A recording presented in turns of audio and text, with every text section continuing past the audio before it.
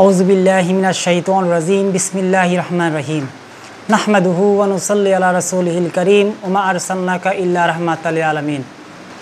দূরে এবং কাছে যে যেখানে বসে আমাকে দেখছেন এবং শুনছেন সকলকে জানাই আন্তরিক মোবারকবাদ ও সালাম। আসসালামু আলাইকুম ওয়া রাহমাতুল্লাহি ওয়া বারাকাতুহু। আজ পবিত্র আখির চাঁদ সোমবার।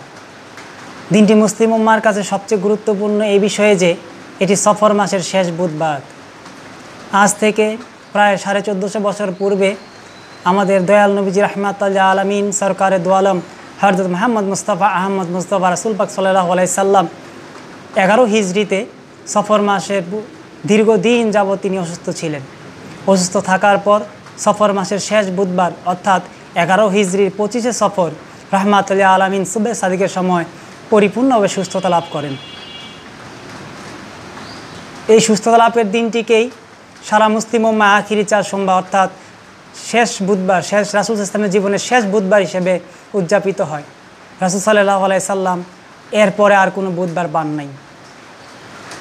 11 হিজরির 25 সফর বুধবার ছিল দিনটি, উনি সুস্থতা লাভ করেন এবং পরবর্তীতে বুধবার আসার পূর্বেই অর্থাৎ পরের সোমবারই 11 হিজরিতে রবিউল আউয়াল মাসের ওই হিসাব মতো দেখা যায় যে 1 তারিখ পরে ওই দিন রাহমাতুল লিল আলামিন সূর্যাস্তের কিছুক্ষণ পূর্বে উম্মতে মুহাম্মদী তথা সমগ্র বিশ্বের উম্মতদেরকে সৃষ্টি রাজিকে কাঁদিয়ে দারুল বাকায় তশরিফ নিয়েছিলেন।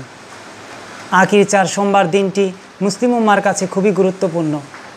একদিকে যেমন এটি রাহমাতুল লিল আলামিনের আরোগ্য লাভ করার দিবস, অন্যদিকে এটি রাসূল সাল্লাল্লাহু আলাইহি ওয়াসাল্লামের জীবনের শেষ বুধবার।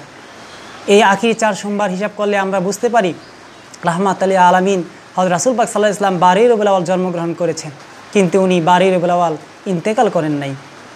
25 সফর বুধবার হিসাব করে পরবর্তী বুধবার আসার আগ পর্যন্ত সোমবার হিসাব করলে আমরা দেখতে পাই দিনটি 1 রবিউল আউয়াল পড়ে। আপনারা আরও বিচার বিশ্লেষণ করে দেখবেন, ইতিহাস ঘেঁটে দেখবেন। আল্লাহ আমাদেরকে বুঝার তৌফিক দান করুন। ওমা তৌফিক ইল্লা বিল্লাহ। আসসালামু আলাইকুম ওয়া রাহমাতুল্লাহি ওয়া বারাকাতুহু।